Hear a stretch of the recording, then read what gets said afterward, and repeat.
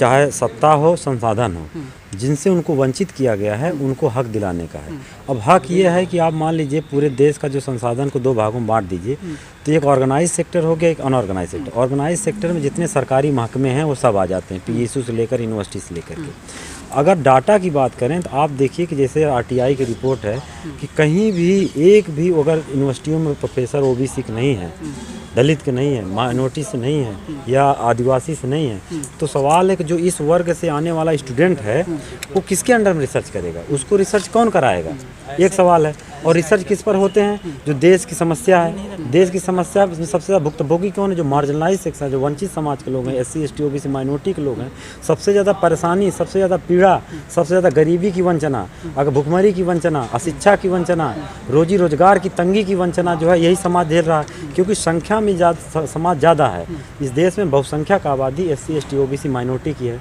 तो अगर बेरोजगारी होगी तो सबसे ज़्यादा चपेट किस पर पड़ेगी, यही समाज होगा। अगर मान लीजिए कोरोना आया तो सबसे ज़्यादा अगर मरे लोग तो किसमें, इससे मरे जो है। त्रासदी कोई भी देश में आएगी तो इसी से होगा। दूसरी चीज़ है रिजर्वेशन का, अभी ईडब्ल्यूएस रिजर्वेशन आया, आपने 10% वो समुदायों को रिजर्वेशन दिया है जो समुदाय सदियों से भारत के हर महकमे में, चाहे वो मंदिर हो या फिर जो है आपके संस्थान हो, चाहे जुडिशरी हो, चाहे आपका विश्वविद्यालय हो, रोजगार हो, कारपोरेट हो, वाणिज्य हो, हर महकमे में ओवर रिप्रेजेंटेड। वो 15% है लेकिन 90% उनकी भागीदारी है। तो उसको सुप्रीम कोर्ट ने 10% रिजर्वेशन को वैलिड किया, वैध कहा। लेकिन सदियों से जो बैकवर्ड समाज है, ओबीसी समाज, जिसकी आबादी 1931 के हिसाब से 52% है, उसको 27% में महदूद रखा गया, सीमित करके रखा गया। तो ये हकदारी आंदोलन ये भी है कि जाति जनगणना करा के जिन जातियों की जो आबादी है उसके हिसाब से उनका न्याय किया जाए, संस्थानों में, हर महकमों में सत्ता और संसाधनों पर उनकी डिस्ट्रीब्यूशन किया जाए और उनका जितना हक बनता है वो लेजिटिमेट शेयर उनको मिलता है, जो कॉन्स्टिट्यूशन कहता है। तो ओबीसी को 27 से 52% का जो है जो भागीदारी है वो सुनिश्चित किया जाए। चूँकि सुप्रीम कोर्ट ने अब इंदिरा साहनी के जजमेंट का जो बार कोड था उसको तोड़ दिया है, तो यह ओबीसी के लिए एक रास्ता खुल गया है। तो हमें आपने 10% दे दिया जो है गरीबी को।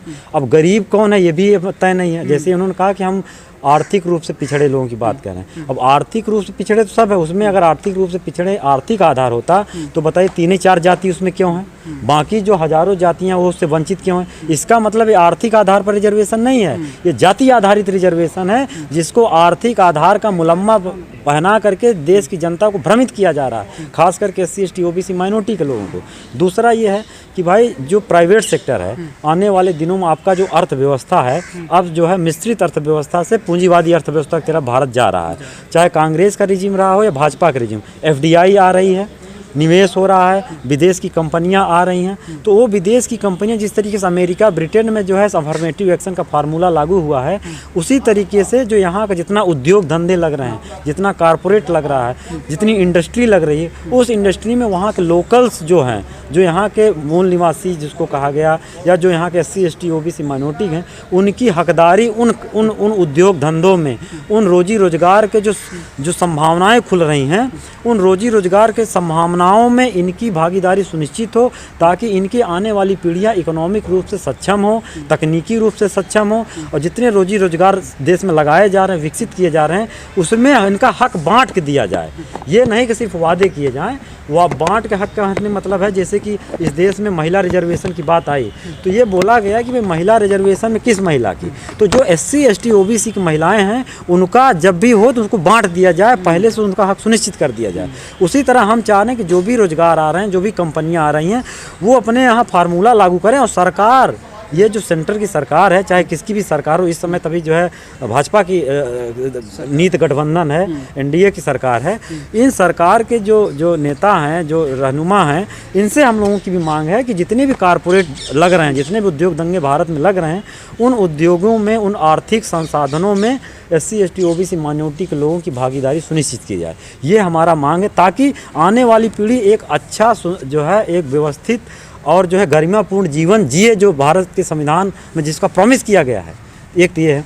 दूसरा जो शिक्षा और स्वास्थ्य है उसको जो है प्राइवेटाइजेशन से दूर रखा जाए, उसको फ्री किया जाए, एसेसिबल फॉर ऑल किया जाए। ये ना हो कि आप मेदांता में बड़े बड़े लोग जो है अपना इलाज करा लें और गरीब आदमी जो है सरकारी अस्पताल में उसको समझ लीजिए, इलाहाबाद में एक हॉस्पिटल का खबर आई थी कि प्लेटलेट के नाम पर पल्पी का जूस उसको चढ़ा दिया गया और उसकी डेथ हो गई। तो ऐसा जो है किसके साथ हुआ? किसी अमीर आदमी के साथ तो नहीं हुआ। और अमीर आदमी मेदांता में जा कर के, मैक्स में जा कर के इलाज करा सकता है, हमारे गरीब लोग कहाँ जाएंगे? तो ये जो गरीब के नाम पे तुमने आरक्षण दिया और गरीबी के नाम पर ट्रीटमेंट कैसे हो रहा है हमारा? गरीबी के नाम पर स्वास्थ्य नहीं मिलता, गरीबी के नाम पर शिक्षा नहीं मिलती। तीसरा, एक बड़ा वर्ग आया है जो पिछड़ों का, आदिवासियों को, जा उच्च शिक्षा में आज जो PhD कर लिया है, तैयारी कर रहा है, UPSC की सीटें कम कर दे रहे हैं, रिसर्च की सीटें कम कर दी गई नहीं, नया फार्मूला बना दिया कि एक प्रोफेसर 4 ही रिसर्च कराएगा, एसोसिएट प्रोफेसर आपको 3 ही कराएगा, असिस्टेंट प्रोफेसर 2 ही रिसर्च कराएगा। तो बहुसंख्यक आबादी, हायर एजुकेशन जो अभी आना ही शुरू हुआ, और OBC के लिए तो 2010 में पहली बार यूनिवर्सिटी के दरवाज़ा खोले गए। तो अभी 12 साल में तुमने दरवाजे ही बंद कर लिए। जब हमने पढ़ना शुरू किया तुमने दुकान उठा लिया अपनी, कब इनको रास्ते बंद कर दिए, सीटें लिमिट कर दी, प्रोफेसरों को तुमने सीटें कम कर दी। तो जो प्रोफेसर आज के डेट में रिसर्च भी कराना चाहे तो 4 स्टूडेंट से ज़्यादा रिसर्च नहीं करा सकता अपने अंडर में। तो ये जो षड्यंत्र रचा जा रहा है उच्च शिक्षा से वंचित करने का, इसको सरकार दूर करे। इसी के लिए हकदारी अधिवेशन है, और इसका जो थीम है वो यही है कि जिसकी जितनी संख्या भारी उसकी उतनी हिस्सेदारी। हिस्सेदारी का मतलब है कि भाई आपका अगर 4% आबादी है तो मैं कह रहा हूँ कि इसे एक नारा चलाया जा रहा है, ये एक मुहिम चलाई जा रही है बहुत ही, कि कुछ जातियाँ हैं जो अपने सारा हक खा ली हैं। तो आप उस जातियों का डाटा है, कोई हक है कि उन्होंने अपने हक से ज़्यादा खा लिया? अगर वो 10% हैं देश की, उनकी आबादी देश की 15% है, क्या 15% की आबादी वो सत्ता में, संसाधनों में, लैंड हो, आपका मीडिया हो, कारपोरेट हो, उद्योग धंधे हो, यूनिवर्सिटीज़ हो, हॉस्पिटल्स हो, आपकी ब्यूरोक्रेसी हो, इसमें हैं?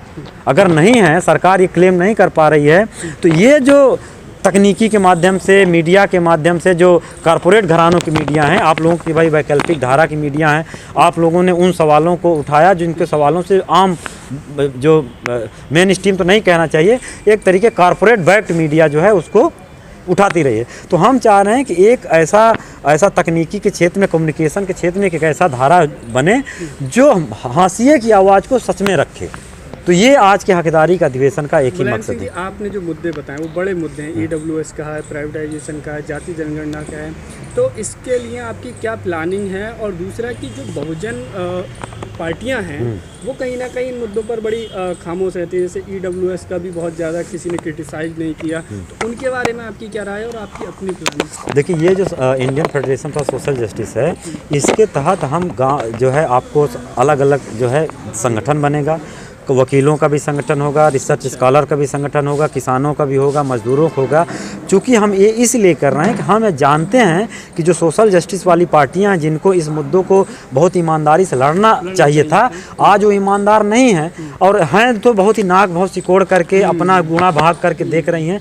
इससे तो क्या होगा कि भाई हम तो अधिकार के लिए मिलेगा तो, लेकिन बहुत ही जिसको हमारे कहते हैं राटन छाटन मिलेगा। हम सच में जो हम जिसके लिए हमारा लेजिटिमेट शेयर है वो कभी भी नहीं मिल पाएगा।